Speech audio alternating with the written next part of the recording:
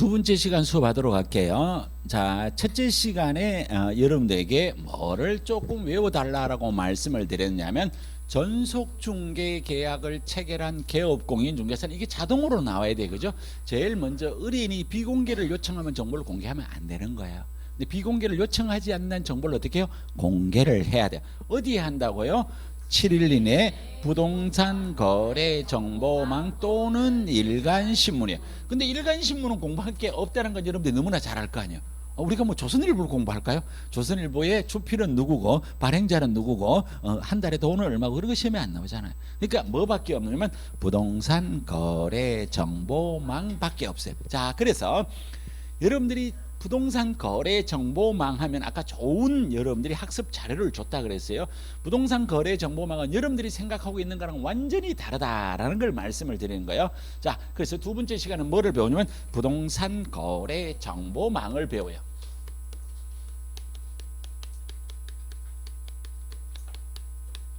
자, 이 부동산 거래 정보망에는 높은 사람이 딱 한 사람이 나와요. 앞으로 공부할 때 제가 이렇게 말씀을 드려요. 높은 사람이 딱 한 사람밖에 안 나와요. 누구밖에 안 나오냐면 국장밖에 안 나와요. 다른 사람은 안 나와요. 시, 도지사, 등록관청 아무도 안 나와요. 부동산 거래 정보망 하면 누가 나온다고요? 국장. 그럼 여기에서 어떤 거를 여러분들이 생각을 해야 했냐면 부동산 거래 정보망을 운영하는 사람을 거래 정보 사업자라 그래. 어떻게 그렇게 잘 알아? 부동산 거래망을 운영하는 거래 정보 사업자. 그 거래 정보 사업자를 누가 지정해? 그러니까 그걸 알아야 되는 거야. 이해됐죠? 자, 그럼 이 거래 정보망을 운영하는 사람이 뭔가를 잘못하면 지정 취소를 당해요. 우리가 취소에 자격 취소, 등록 취소 뭐가 있어요? 지정 취소. 그 지정 취소가 이 취소예요. 이 지정 취소를 누구가 해요? 국장이.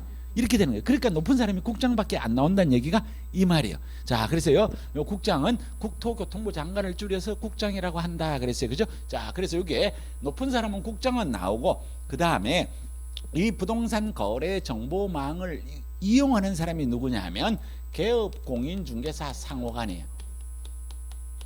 다른 사람은 또 아무도 안 나와요. 개업공인중개사끼리 정보를 교환하는 체계가 부동산 거래 정보망이에요. 그럼 시험 문제에서 이걸 또 뭐라고 내냐면 의뢰인과 개업공인중개사 간의 정보를 교환하는 체계다. 이런 말이 나오면 틀리다고. 누구끼리?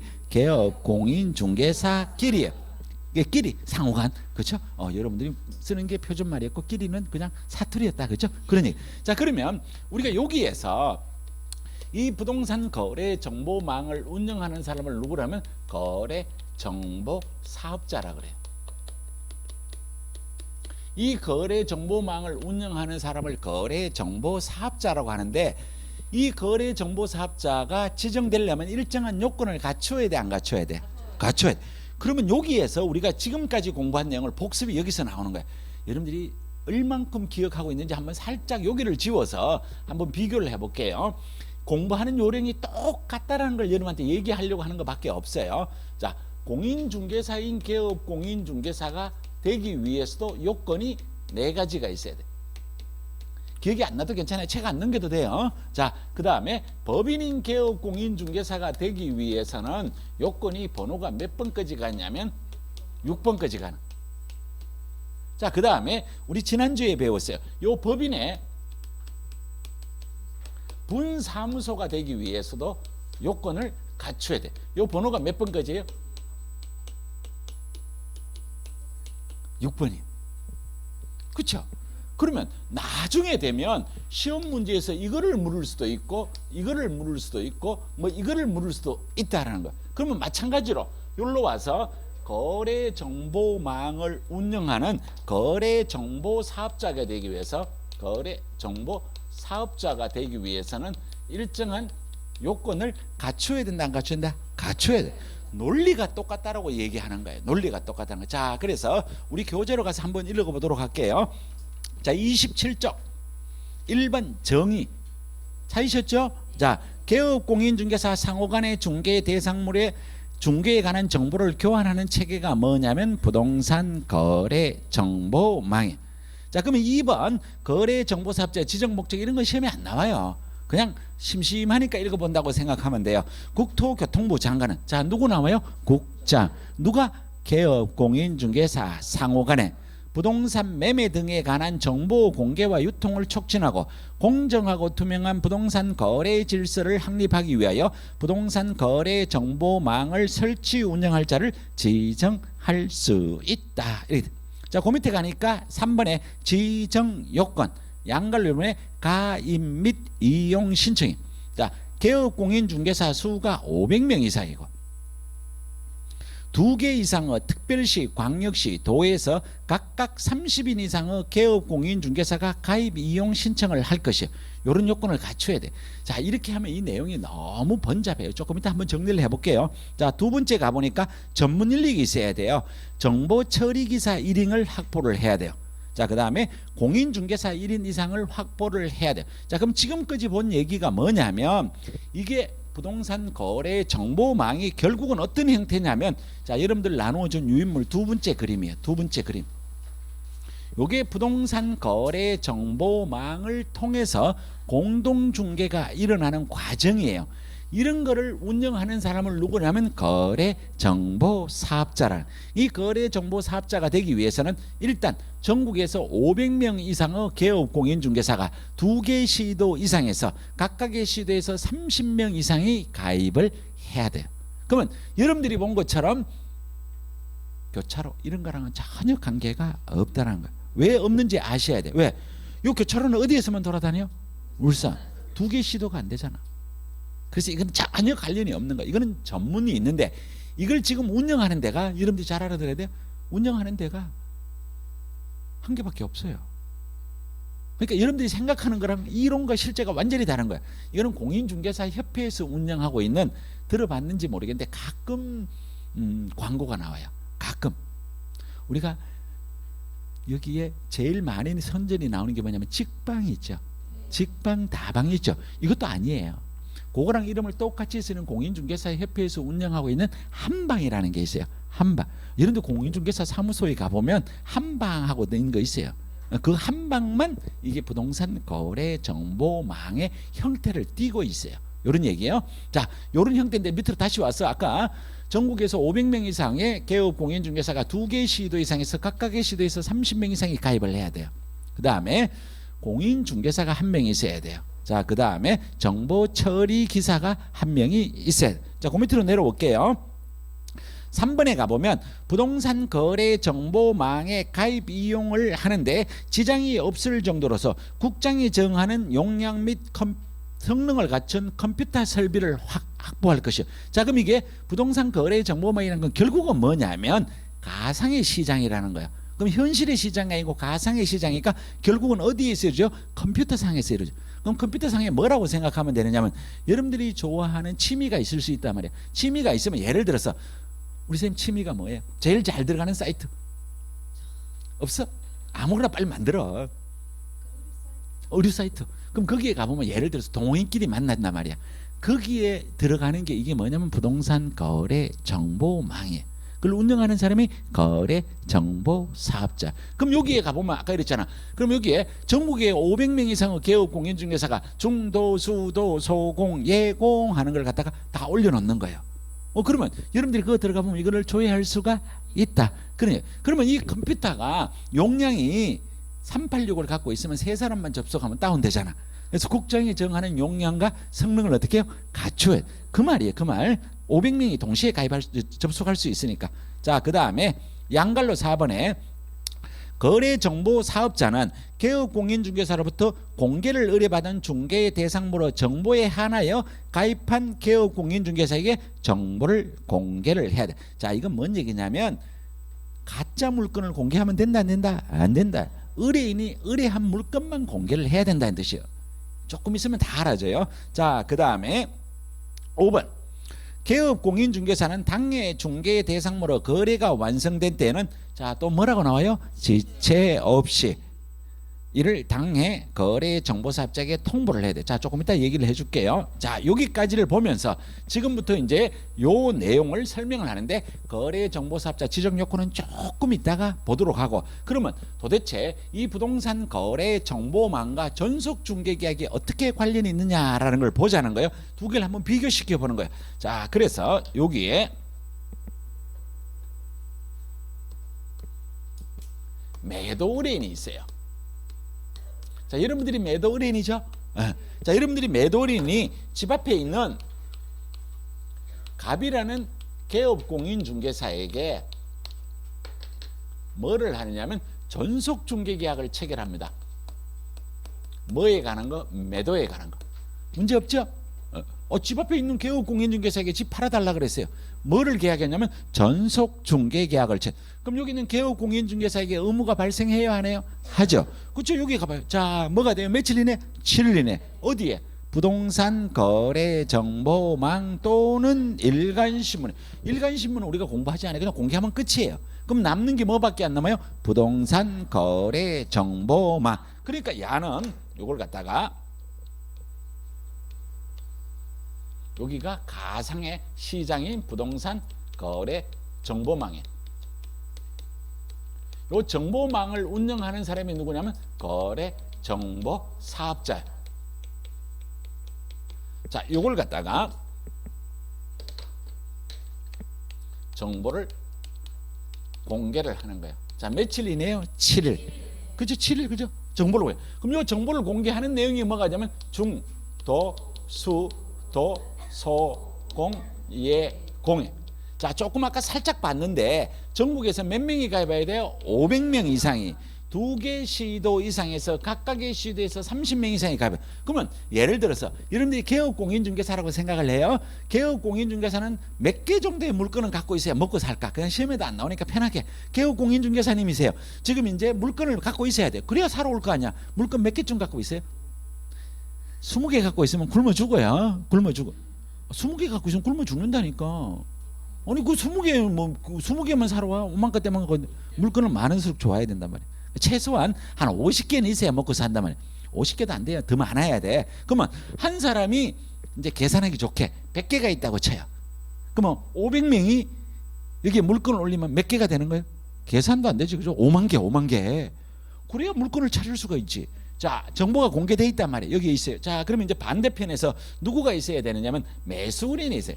아유, 잘 알아듣는다. 그죠? 매수 의뢰인이 있어야지.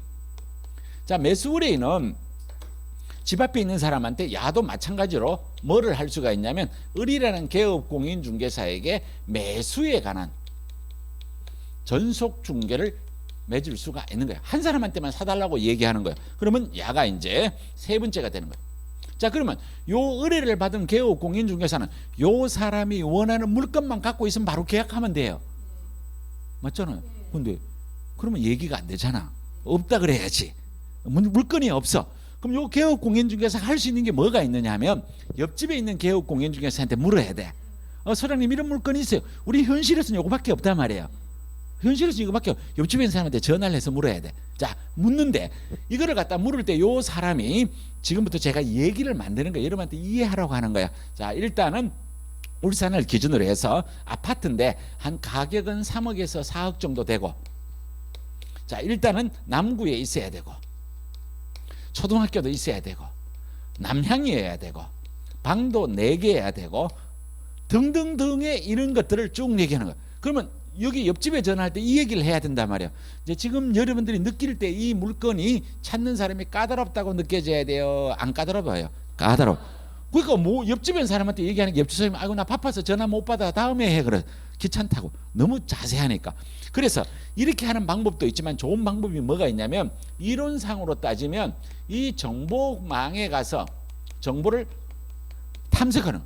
그럼 요 사람이 원하는 요건을 요렇게 넣고 엔터를 딱 때리면 컴퓨터가 알아서 돌아간다는 거예요. 실제로 그렇잖아요. 돌아갔어요. 그럼 여기에 물건이 3개가 여기 있는 요 사람이 원하는 매수인이 원하는 물건이 나왔다는 거예요. 그럼 요 물건을 갖고 다시 요 사람한테 얘기를 해야죠.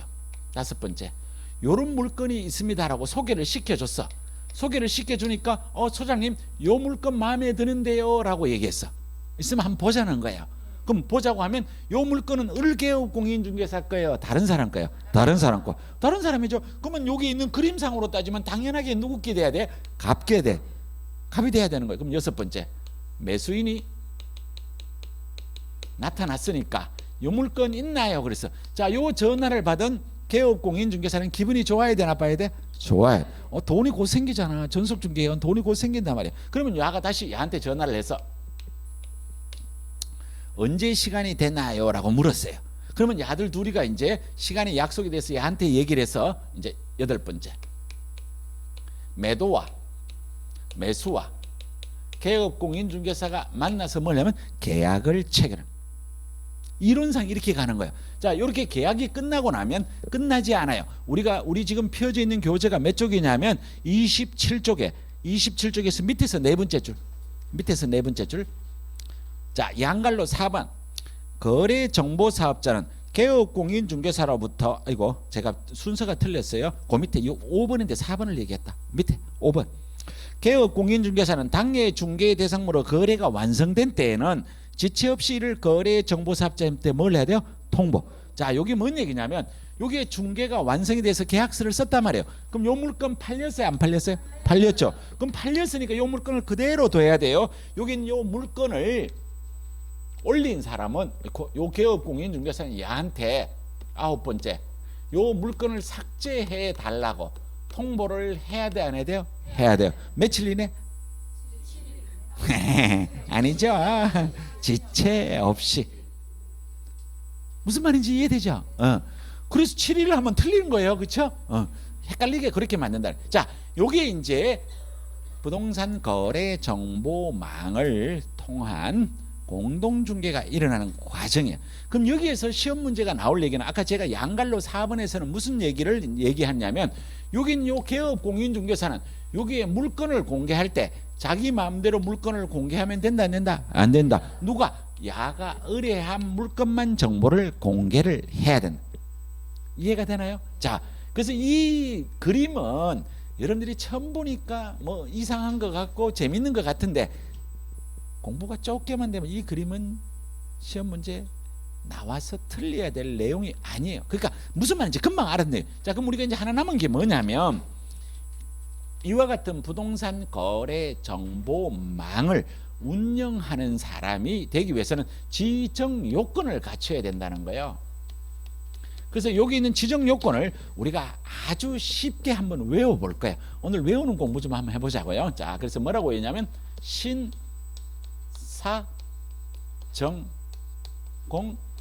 컴퓨터통이라고 외울 거예요. 뭔지 몰라도 돼요. 자, 요 거래 정보망을 운영하는 사람을 뭐라고 한다고? 신사정공 컴퓨터통이에요. 자, 그럼 이게 여러분들이 누구라도 괜찮아요. 머릿속에 지금 알고 있는 사람이 신사야.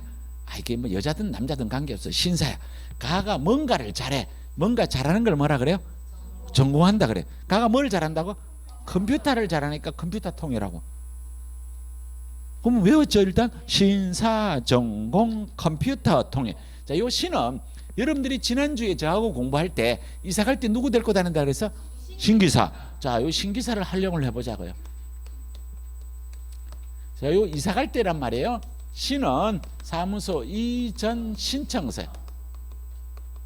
자, 기는 뭐냐면 기존 등록증. 사는 사무소 확보 서류. 이렇게 외워보듯이 여기서는 신사정공 컴퓨터통이. 자, 요거는 지정 요건은 나중에 야가 거래정보사업자 지정 신청서를 제출해야 된다는 거야. 아무 의미가 없어요. 말을만. 그러면 이걸 안 넣으면 사정공 컴퓨터통이 되는 거예요. 사정공 컴퓨터통보다는 신사정공 컴퓨터통이 말이 외우기가 쉬워요. 자, 요 사는 뭐냐면 우리가 아까 어떤 단어가 나왔냐면 전국에서 500명 이상이 2개 이상의 시도에서 각각의 시도에서 30명 이상이 가입을 했음을 증명하는 서류가 필요하다는 거야. 그럼 이게 뭐냐면 사무소 등록증 사본이라는 거야. 그럼 전국에서 개업공인중개사의 등록증 사본이 몇 장이 있어야 돼요? 500장. 그래야 500명이 가입했다는 걸 알 수가 있다는 거야. 자, 몇 명이라고요? 500명. 몇 개 시도? 2개 시도. 각각의 시도에서 몇 명? 30명. 이렇게 돼요. 자, 정은 뭐냐면 아까 우리 책에 나왔어요. 정보 처리 기사 자격증 사본이 한 부가 있어야 된다는 얘기는 결국은 정보 처리 기사 1명 이상이 있어야 된다는 얘기예요. 그래서 정보 처리 기사 1명 이상이. 자, 공은 뭐냐면 공인중개사.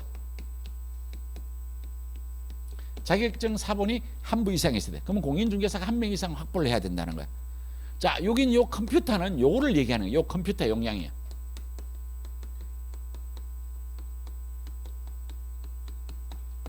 자, 이 컴퓨터가 전국에서 500명 이상이 동시에 접속을 해야 되니까 용량이 커야 돼, 작아야 돼요? 커야 돼.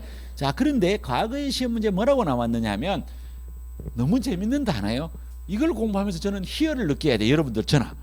뭐라고 시험 문제가 나왔냐면 여기에 거래정보망에 가입한 개업공인중개사의 컴퓨터 용량은 국장이 정한 컴퓨터 용량 이상이어야 된다. 맞을 것 같아요? 틀릴 것 같아요?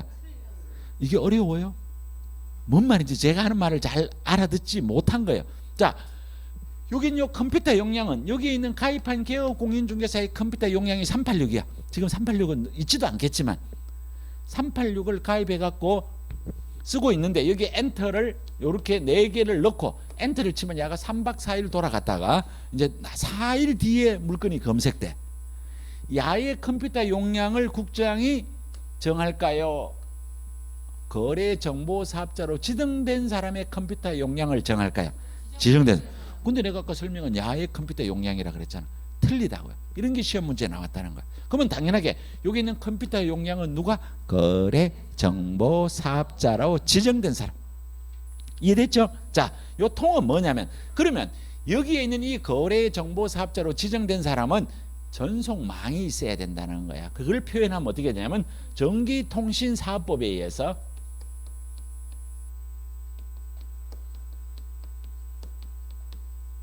부가통신사업자로 지정이 돼야 돼요.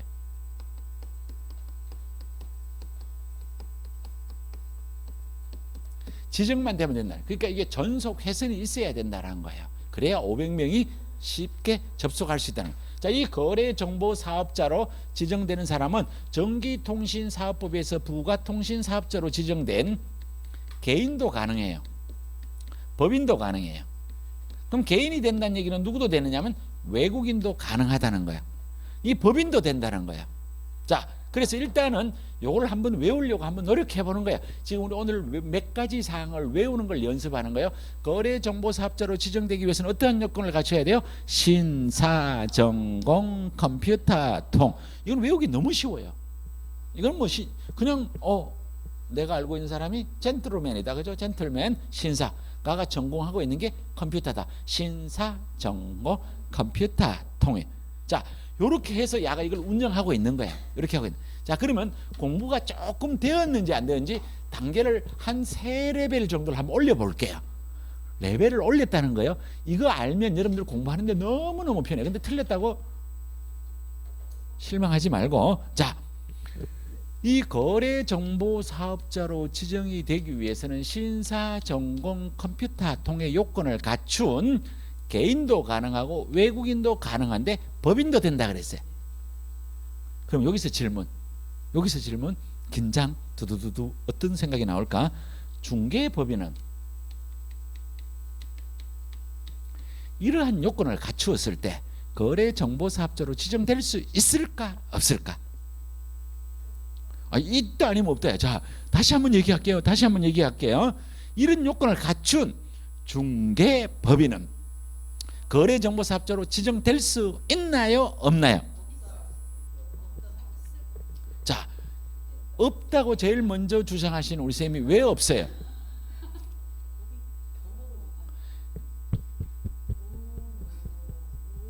박수. 이게 뭔 얘기냐면 우리가 앞에서 중개법인은 겸업을 몇 가지밖에 못해요? 6가지. 이걸 알고 계신다는 거예요. 그렇죠? 그러니까 여러분들이 왜 이거 공부를 하면 이게 나중에 되면 저절로 알아지는 게 수도 없이 많아요. 법인이 겸업할 수 있는 게 몇 가지예요? 6가지. 그 6가지 안에 없잖아. 중개법인은 몇 가지밖에 못해요? 6가지. 그래서 못해요. 이거는 공부가 한참 되어야 알 수 있는 건데 이걸 안다는 얘기는 집에 가서 어쨌든 법인의 경험 6가지를 공부를 했고 이해를 했다는 얘기가 되는 거야. 앞으로 잘 봐요. 우리 쌤이 얼마나 앞으로 공부를 잘할 건지. 그러니까 이제 공부 안 할 수 없어. 우리 교수님이 공부 잘한다고 칭찬했는데 여러분들 이게 공부를 잘할 수 있는 가장 첫째 요건이 이거예요. 교수님이 잘한다 그랬고, 그렇죠? 옆에서 나를 잘하는 걸로 알고 있는데 점수가 안 나오면, 그래서 집에 가서 공부를 열심히 여러분들 실제로 여러분들 자제분들 공부시킬 때 이 전법 써요 안 써요? 또 안 쓴대. 다 그렇게 해요. 다 그렇게 해요. 그렇죠? 잘하면 뭐 사줄게. 거기서부터 시작하잖아. 그러다가 걔가 점수가 올라가면 걔 입에서 무슨 얘기가 나오냐면 친구들이 내 공부 잘하는 걸로 알고 있는데 내 점수 안 나오면 어떻게 공부해야지. 그래서 애가 공부를 하는 거예요. 그렇죠? 그래서 여기까지. 자, 그 다음에 하나만 더 해볼게요. 자, 이 거래정보사업자로 지정이 된 사람은 계속 이거를 할 수 있나요? 뭔가를 잘못하면 벌을 받을 수 있나요? 벌을 받. 그게 뭐라고요? 지정 취소예요. 그래서 우리가 취소에 가보면 아까 여기에 자격 취소가 있었고 등록 취소가 있고, 이 등록 취소는 다시 절대적 등록 취소 사유와 상대적 등록 취소 사유가 있고, 요 세 번째에 가보면 뭐냐면 거래 정보 사업자 지정 취소가 있는 거야. 그러면 여러분들이 제가 10줄을 외워달라고 해서 거의 솔직히 말하면 살살 빌고 있단 말이에요. 꼭 10줄을 외워달라. 근데 이 단어가 떠오르면 이 지정을 받은 사람이 뭔가를 잘못했을 때는 지정을 취소를 당할 수 있구나가 머릿속에 와 닿는 거예요. 근데 이 단어가 머릿속에 없으면 이게 뭐지? 이렇게 된단 말이에요. 그래서 이왕 공부한 거 책에 없어요. 아무리 책을 살펴도 없으니까 제가 여러분한테 또 그냥 이런 방법으로 이거를 갖다가 한번 외워보도록 할게요. 그냥 편안하게 한번 해보는 거예요. 자, 이 사람이 지정을 받았어요. 자, 지정을 받았으면 뭔가를 잘못하면 지정 취소를 받을 수가 있는데, 이 지정 취소 사유가 우리가 이렇게 외울 거예요. 뭔지는 모르겠지만 우리가 부운정해일이라고 외울 거예요. 자, 이거를 그냥 오늘 외우라는 게 목적이 아니에요. 한번 해보자는 거예요. 자, 이 지정을 받은 사람이 뭔가를 잘못하면 지정을 취소를 받을 수 있는데 그 사유가 뭐냐면 부운정해일이라고. 그러면 이제 이걸 외웠으니까 뒤에 있는 글자를 한번 만들어 가보는 거예요. 아직 안 배웠어요. 책에도 없어요. 자, 이게 부가 나오면 뭐냐면 거짓, 부정한 방법으로 지정을 받았음이 뽀릉이 나면 지정을 취소할 수 있다. 자, 이제 또 단어가 하나가 나왔어요. 지정을 취소해야 한다 가리고 뭐냐면 할 수 있다. 이제 이걸 공부시키기 위해서 여러분한테 이걸 한다고 봐야 돼요. 자, 여기 가보면 자격 취소가 있고 절취가 있고 상치가 있고 거래정보사업자 지정 취소가 있어요. 그럼 여기에 취소는 취소인데 요 취소의 뒤에가 하여야 한다와 할 수 있다로 또 나누어져요. 점점 어려워지는 것 같아요. 그죠? 이게 몸에 배어야 된단 말이에요. 자, 근데 거래정보사업자 지정 취소는 뭐라고 되어 있어요? 할 수 있다. 그러면 요거 한번 볼게요. 이 절취는 하여야 한다겠어요? 할 수 있다겠어요? 그렇죠? 안 가르쳐줘도 다 알잖아. 이게 공부가 이렇게 재미있는 거라고. 그게 안에 이거 무조건 해당되면 이건 하여야 한다요. 자, 그러면 여기에 상치는 하여야 한다 할까? 할 수 있다 할까? 오, 그렇죠? 이게 할 수 있다예요. 자, 그러면 우리가 사실 공인중개사법에서 가장 무서운 벌이 뭐냐면 자격 취소예요. 자격 취소는 어떠한 경우가 있어도 당하면 안 돼요. 우리가 자격 취소는 예를 들어서 울산에 지금 약 한 1,500여 개의 개업 공인중개사가 있어도 1년에 한 명이 나올까 말까예요. 그게 거의 없어요. 그럼 이게 자격 취소는 그 사유에 해당이 되면 하여야 한다겠어요? 할 수 있다겠어요? 그냥 아무거나 가. 안 배웠으니까. 할 수 있다면 봐줘도 된다는 얘기가 되는 거예요. 근데 이거는 너무너무 무거운 벌이에요. 그래서 법에서 자격 취소 사유가 아주 간단해요. 많지 않아요. 그래서 이거 몇 개 안 돼요. 그렇기 때문에 이거는 봐주지 않아요. 이거는 하여야 한다. 자격 취소 사유에 해당이 되면 자격을 취소하여야 한다. 자, 그러면 우리가 오늘 이거를 공부하면서 하여야 한다와 할 수 있다를 공부를 했는데 이왕 얘기가 나온 거니까 요 앞에가 취소가 붙는단 말이에요. 그럼 우리 취소 다음에 요 밑에 행정처분에 뭐가 나와요? 정지가. 자, 이 정지에 가면 정지는 업무정지와 자격정지가 있어요. 이 두 개 다 공통점이 뭐냐면 할 수 있다.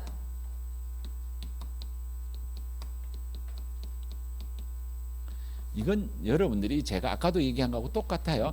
이게 자리가 잡히면 공부하는데 너무 좋아요. 근데 이게 사실 만만치는 않아요. 그래서 이 앞에 글자가 뭘로 가느냐면 행정처분으로 가요. 행정처분은 취소와 정지로 나누어져요. 근데 이 중에서 하여야 한다가 딱 두 개밖에 없어요. 나머지는 전부 뭐냐면 할 수 있다. 하여야 한다가 몇 개가 있다고? 두 개. 이게 나중에 가보면 어떻게 시험 문제가 나오면 이렇게 나온다는 거예요. 거래정보사업자로 지정을 받을 때 거짓 부정한 방법으로 지정을 받은 사람에 대해서 누구가? 국장밖에 안 나온단 말이에요. 지정을 취소하여야 한다라고 나온다는 거예요. 그럼 뭐가 돼요? X. 할 수. 그 시험 문제 내는 패턴이 뭔지 알겠죠? 이 내용을 틀리게 하는 게 아니라는 거예요. 이 내용은 그대로 갖다 놓고 뭐예요? 할 수 있다인데 하여야 한다라고 시험 문제 몇 번이나 나왔다는 거예요. 그러니까 이게 하여야 한다와 할 수 있다를 구별하는 게 너무 중요한 거예요. 그래서 우리 행정처분에서 하여야 한다는 몇 개밖에 없어요? 두 개. 자격 취소와 절취. 그래서 절취란 말을 쓰는 게 절대적으로 등록 취소한다는 게 하여야 한다는 뜻이에요. 이해됐나요? 자, 그러면 이왕 얘기가 나왔으니까 한 개를 더 해야 돼요. 자, 여긴 요 취소를 하기 전에는 취소는 무거운 벌이에요, 가벼운 벌이에요? 무거운 벌이에요. 그럼 무거운 벌이니까 취소를 함부로 하면 안 되겠죠. 취소를 하기 전에 일정한 절차를 거쳐야 돼요. 일정한 절차를 거쳐야 돼요. 두 글자야. TV에 엄청나게 많이 나와.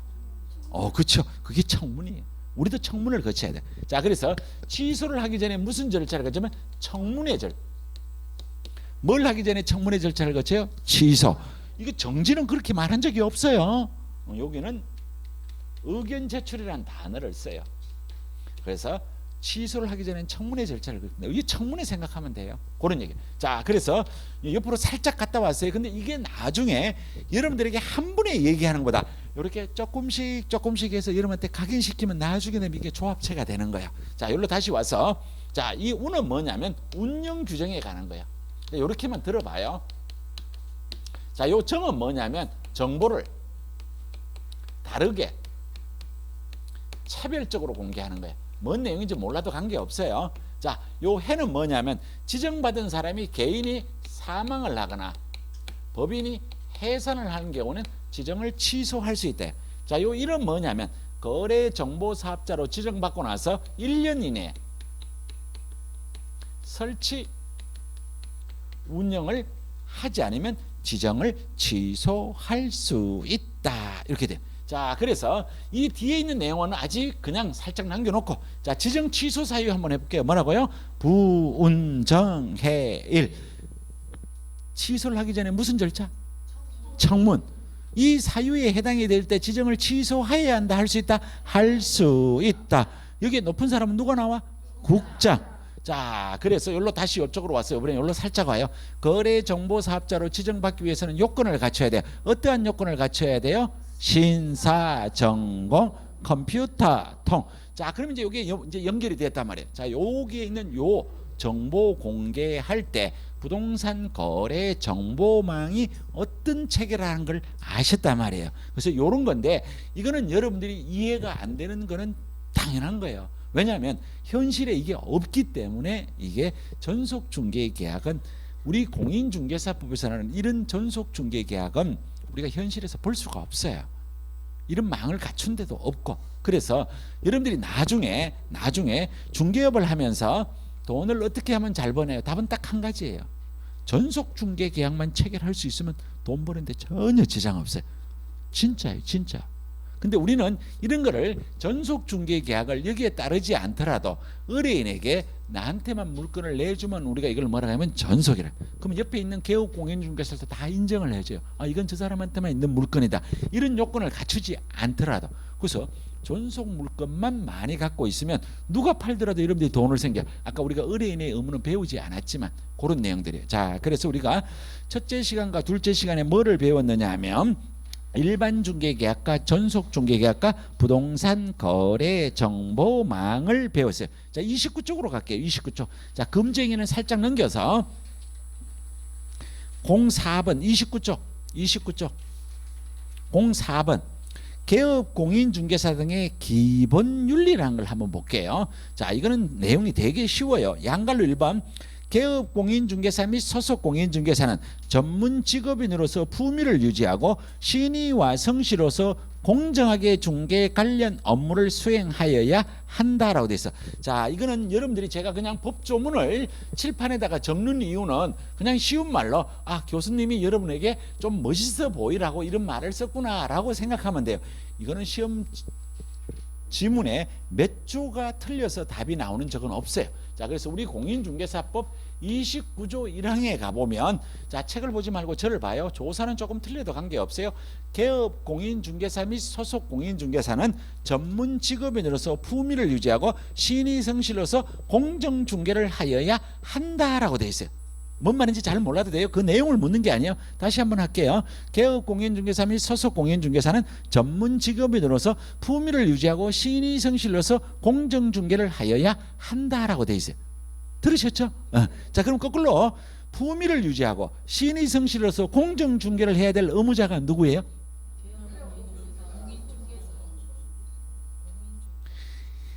그러니까 공부를 하는 방법에 관한 얘기를 하는 거예요. 뒤에 있는 글자는 한 개 다 안 중요해요. 그럼 이제 가서 봐요. 이제 가서 봐요. 대답을 똑바로 하신 분도 있고 틀린 분도 있단 말이에요. 자, 누구라고 돼 있어요? 개업공인중개사 및 소속공인중개사. 요 두 사람만 해당이 되는 거예요. 맞죠? 그죠? 그러니까 여러분들이 글을 읽을 때 무엇을 주의 깊게 봐야 돼요. 자, 그러면 여기에 가보면 개업공인중개사 및 소속공인중개사는 전문 직업인으로서 품위를 유지하고 신의성실로서 공정중개를 하여야 한다는 공인중개사법 29조 1항의 명문화 조문이에요. 그런데 우리 판례에서는 이제 판례하면 여러분들이 이제 앞으로 민법 공부를 잘하면 원장님하고 또 뭘 많이 해야 돼요? 판례 공부. 이거 판례예요. 우리도 이 판례예요. 근데 우리는 민법처럼 판례가 많지 않아요. 이 공인중개사법은 판례가 많지 않는 이유가 저는 이렇게 해석을 해요. 판례라고 하는 것은 재판에서 판사가 땅땅땅 두드려야 판례란 말이에요. 근데 우리 공인중개사법은 판례가 많이 없어요. 이유가 뭐냐면 내하고 우리 쌤하고 분쟁이 생겼어. 재판 가기 전에 합의해요. 그래서 판례가 별로 없어. 그런 거예요. 자, 그런데 이 판례에서는 이 개업공인중개사와 소속공인중개사는 품위유지와 신의성실과 공정중개는 공인중개사법 29조 1항에 나와 있는데 판례에서는 선량한 관리자의 주의 의무를 추가하고 있어요. 요건 법에 있는데 판례에서는 선량한 관리자의 주의 의무라는 것을 추가하고 있어요. 여러분들이 아마 민법 공부하다 보면 이게 또 나와요. 그래서 이걸 우리가 줄여서 뭐라고 얘기하냐면 선관주의 의무라고 그래요. 자, 그럼 이게 뭐냐면 이 선량한 관리자의 주의 의무, 즉 선관주의 의무가 뭐냐고 시험 문제에서 묻지 않는단 말이에요. 그러면 우리 공인중개사법에서는 선관주의 의무가 어떤 게 있느냐를 시험 문제에서 묻는데 그래도 요 말을 조금 이해하기 쉽게 하기 위해서 아직 이제 겨울이 안 왔어요. 근데 곧 겨울이 올 거예요. 그러면 이제 좀 며칠 있으면 이제 여러분들이 어디에 가보면 크리스마스 추리가 막 나오기 시작할 거예요. 그죠?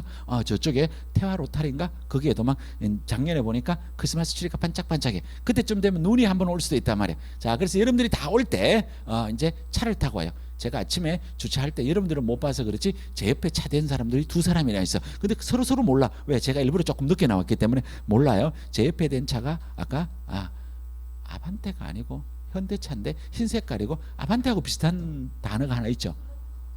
몰라. 어쨌든 그런 차. 그게 뭐냐면 자, 차를 타고 나왔어. 차를 타고 나왔는데 눈이 왔어. 평상시보다 제동거리가 길어요, 짧아요? 자, 그래서 앞에 사례를 갖다 살짝 진짜 받는지 안 받는지 살짝 박았어. 그렇죠? 보통 사람이 구체적 상황이 발생했어요. 여러분들 1번 뭐 해야 돼? 내려서 확인하고 그런 건데, 자 1번 내려서 확인한다. 좋아요. 그 다음 두 번째, 시험이 안 나와. 아무거나 얘기하라니까. 보험회사에 전화하기 전에 빨리 집에 애기 아빠한테부터 전화해서 자, 이게 뭔 얘기냐면 선량한 관리자의 주임이라는 것은 보통 사람이 구체적 상황이 발생했을 때 취해야 될 행동을 뭐라고 하냐면 선량한 관리자의 주임. 그럼 그게 우리 공인중개사법에서는 어떤 게 관련이 있느냐라는 거야. 그래서 첫 번째, 이런 얘기가 우리 공인중개사법과 관련이 있는 거예요. 자, 매도인이 왔어요. 그럼 매도인이 왔으면 이 사람이 진짜 소유자인지 아닌지 확인을 해야 돼, 안 해야 돼요? 해야 돼. 그래서 진짜 소유자인지 확인하기 위해서 주민등록증을 봐야 돼요. 플러스 등기사항 증명서를 봐야 돼. 자, 등기사항 증명서는 여러분들이 아직 이제 등기법을 안 배웠어요. 안 배웠지만 어쨌든 이제 여러분들 등기부 등본하는 거잖아요. 그렇죠? 거기에 가면 소유자 이름이 나와요, 안 나와요? 나와요. 소유자 이름이 나와요. 이것도 적을 필요 없어요. 조금만 있으면 다 알아들어요. 처음 들으니까 신기해요. 아무것도 아니에요. 자, 여기 소유자 이름이 나와요. 자, 이 주민등록증에 보면 이름 있어요, 없어요? 있어요. 그래서 여기에 있는 소유자 이름이 나와요. 그럼 야들 둘이가 일단 만든지 보는 거예요. 자, 그리고 이 팔러 온 사람이 앞에 있어요, 없어요? 있죠. 앞에 오셨어요. 그럼 여기에 있는 주민등록증에 얼굴이 나와요, 안 나와요? 나와요. 그럼 요 사람과 요 사람이 같은지 안 같은지를 봐야 돼. 그러면 소유자 이름도 같고 얼굴도 같으면 진짜 소유자일 가능성이 낮아져요, 높아져요? 높아져. 그런데 요즘 주의해야 돼, 그죠? 주민등록증 얼굴과 앞에 있는 사람 얼굴이 다르다고 너무 자세히 쳐다보면 상당히 곤란해요. 뭔 말인지 못 알아듣는 사람은 옆에 사람한테 물어보면 돼요, 그죠? 그래서 요런 거를 해야 되는 게 뭐냐면 선량한 관리자의 주의 의무. 자, 그 다음에 요 등기부에 보니까 채권 최고액이 1억 3천 이렇게 적혀져 있어요. 자, 아직 이런 걸 여러분들이 안 배웠기 때문에 이걸 채권 최고액이라고 그래요. 자, 그러면 여러분들은 팔러 온 사람의 등기사항 증명서에 채권 최고액이 1억 3천이라고 되어 있다는 거예요. 그럼 이게 뭔 말이에요?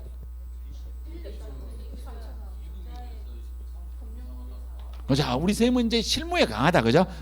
한 말이 맞는 거예요. 실제로 돈을 은행에서 얼마 빌렸냐면 약 1억 정도를 빌렸어요. 그럼 은행에서는 20%나 뭐 20%에서 30% 사이를 잡아주는 거예요. 그럼 나중에 이자를 안 냈을 때 얼마까지 찾아가겠다고? 1억 3천. 요거예요. 이렇게 되는데 우린 요걸 얘기하려고 하는 게 아니고 요 사실을 사는 사람한테 설명을 해야 돼, 안 해야 돼요? 해야 돼. 할 때 사는 사람한테 설명할 때 피담보, 실제 피담보 채무액을 설명을 해야 되느냐, 채권 최고액을 설명해야 되느냐에 대한 문제가 남아 있어요. 너희들이 뭐를 설명하면 선량한 관리자의 주의 의무를 다 하느냐의 문제가 되는 거예요. 그래, 채권 최고액만 설명하면 돼요. 그러면 돼요.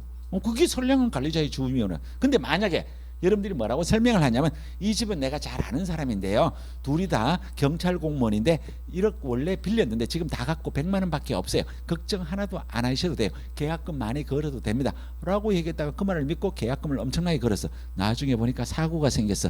그러면 개업공인중개사가 책임져야 된다, 안 된다? 져야 된다. 이런 것들이 이제 선량한 관리자의 의무를 여러분한테 설명을 하고 있는 거예요. 자, 만약에 어떤 사람이 와서 이거 등기부에 보니까 자기 이름이 아니야. 물어보니까 상속받은 거라래. 그럼 어떻게 해야 돼? 그러면 물어보는 거예요. 이게 선량한 관리자의 주의 의무를 여러분한테 물어보는 거예요. 여러분들이 팔러 온 사람이 이거 상속받은 거예요. 그러면 어떻게 해야 돼? 자, 그러니까 이제 상속받아서 다시 할 것 같으면 그 사람이 하겠죠. 근데 못할 사정이 있단 말이야. 그러니까 여기서 뭐냐면 일단 상속인인지 아닌지 확인을 해야 되고, 그렇죠? 똑같은 얘기예요. 상속인인지 아닌지 확인을 해야 되고, 만약에 상속인이 여러 명이면 다른 사람의 도장이, 그러니까 쉽게 말해서 동의가 있는지 어떻게 해요? 확인을. 이런 걸 갖다 뭐라 한다고? 선량한 관리자의 주의 의무. 이해되죠? 이런 걸 선량. 자, 그러면 이 시험 문제에 뭐라고 내느냐면 품위유지, 신의성실, 공정중개, 선량한 관리자의 주의의무 이렇게 해놓고 다음 중에서 공인중개사법에서 명시적인 의무사항이 아닌 것을 하면 답이 뭐가 된다고요? 선량한 관리자의 주의. 선량한 관리자의 주의는 어디에 나온다고? 판례. 이해됐죠? 그죠? 요런 얘기. 요게 29조 1항이에요. 자, 29조 2항에 가보면 29조 2항을 볼게요. 자, 우리 교재에 양갈로 2번, 양갈로 2번에 두 줄이 나와요. 자, 거기에 가보면 개업공인중개사 등은 2번 및 다른 법률에 특별한 규정이 있는 경우를 제외하고는 업무상 알게 된 비밀을 누설하여서는 아니 된다. 개업공인중개사 등이 그 업무를 떠난 후에 또한 어떻게 해요? 갖다. 자, 이제 저를 봅니다. 이걸 갖다가 우리가 뭐라고 하냐면 비밀 준수 의무라 그래. 개업공인중개사 등은 업무상 알게 된 비밀을 누설하여서는 아니 된다. 개업공인중개사 등은 업무를 떠난 후에 또한 갖다. 이렇게 되는 거야. 이걸 갖다 뭐라고 하냐면 비밀 준수 의무. 그러면 여기 있는 요 비밀 준수 의무는 누구가 지켜야 돼요?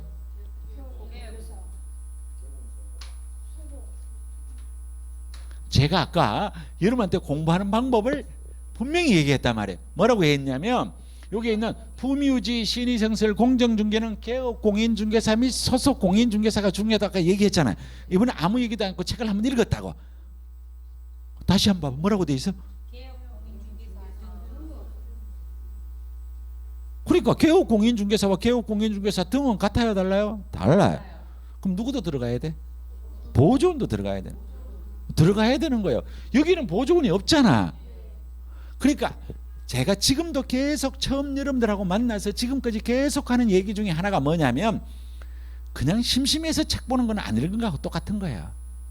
주어가 누구라고? 개업, 공인, 중개사 등이 다 지켜야 되는 거예요. 중개업에 종사하는 모든 사람들이 비밀을 준수해. 자, 이거를 위반하면 1년 이하의 징역 또는 1천만 원 이하의 벌금이에요. 이걸 위반하면 행정 형벌에 가서 1년 이하의 징역 또는 1천만 원 이하의 벌금.